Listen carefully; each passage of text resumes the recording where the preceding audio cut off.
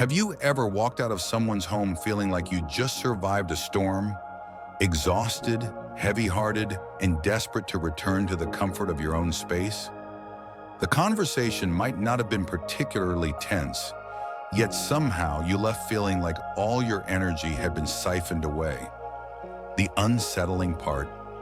Most of us don't even realize it's happening until it's too late. The truth is, as we get older, how we spend our time, and more importantly, who we spend it with, becomes crucial.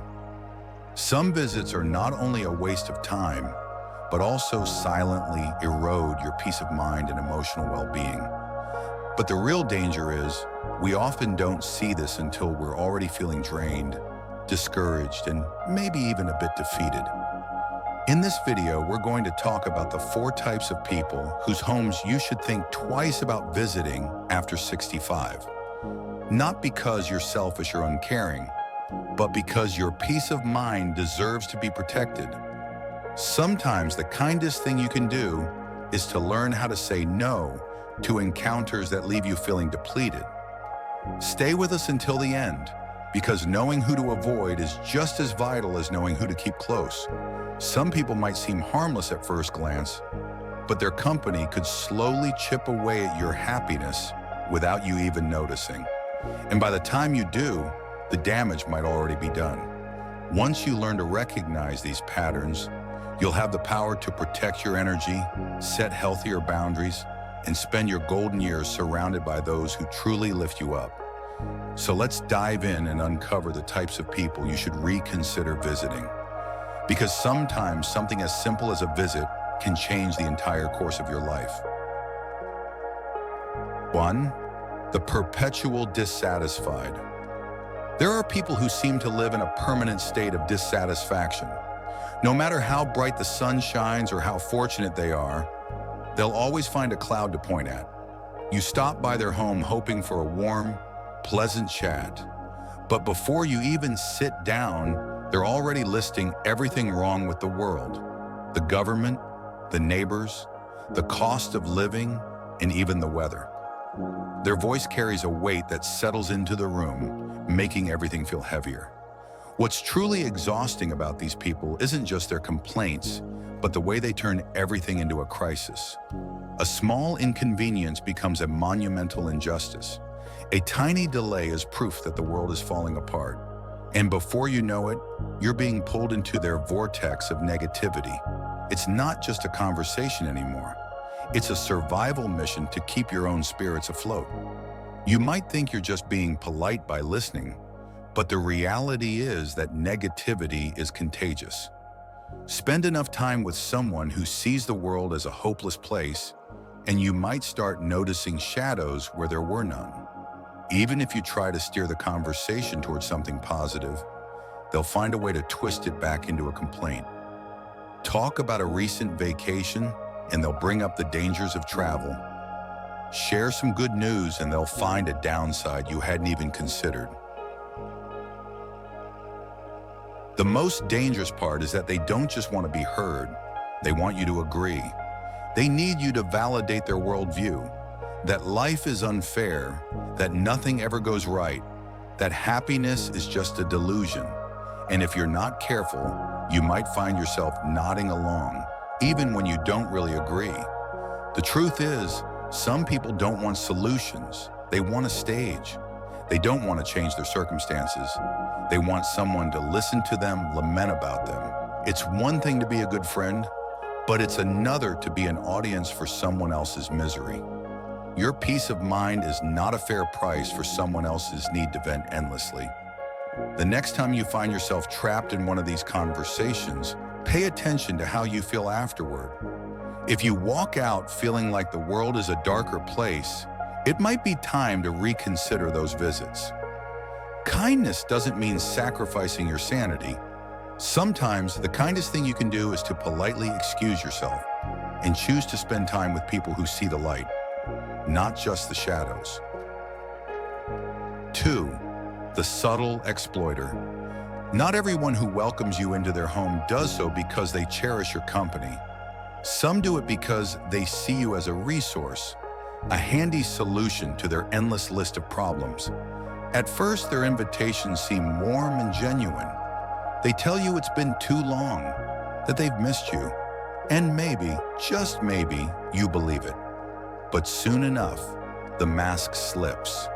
Barely minutes into your visit, they're already hinting at something they need. A favor, a ride, a helping hand with a task they can't quite manage alone. And the way they ask, so skillfully wrapped in compliments and subtle guilt, makes it almost impossible to refuse. They'll tell you how much they rely on you, how they couldn't possibly ask anyone else. They'll remind you of that one time you helped them out and how grateful they were. And just like that, you're roped in again. The real genius of the subtle exploiter isn't in what they ask for, but in how they ask. They've mastered the art of making you feel indispensable, not because they value you, but because they value what you can do for them. The moment you agree, they move on to the next request. And each time the favor's a little bigger, the guilt trip a little stronger. It's not just the favors themselves that wear you down. It's the realization that your friendship is a transaction. You start to notice that they never call just to check in. Every phone call, every visit has a hidden agenda. The compliments are always followed by a request. And when you're the one in need, their schedule suddenly fills up. Their excuses are endless. The worst part is the way they react when you finally say no. A real friend would understand, would thank you for your honesty. But the subtle exploiter, they sigh.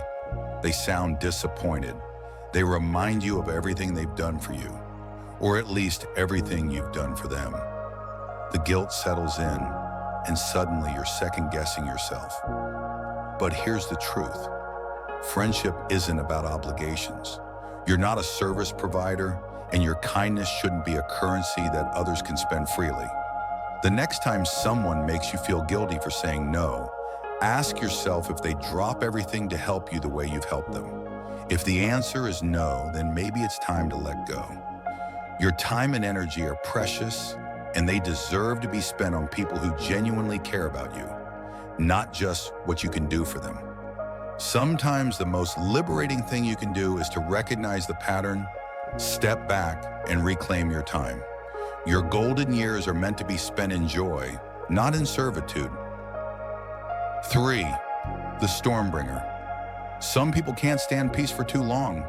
To them, it feels like silence before the storm. They're not just surrounded by drama, they manufacture it. When you visit their home, you're not just catching up, you're stepping onto a stage. The curtains rise and suddenly you're part of a never-ending saga of betrayal, conspiracies, and feuds. They don't just tell stories, they perform them. There's a kind of dark excitement in their voice, a spark in their eyes as they recount every twist and turn. Who said what? Who did what? And why it was the ultimate betrayal. Before you know it, you're leaning in, caught between disbelief and morbid curiosity. But here's the trap. The more you listen, the deeper you get pulled into their web. Drama bringers thrive on spectators. They need an audience to validate their pain, to gasp at their tragedies, to take their side. And if you try to step back, to steer the conversation towards something lighter, they'll find a way to reel you back in. The worst part? They never want solutions. Offer advice, and they'll brush it off.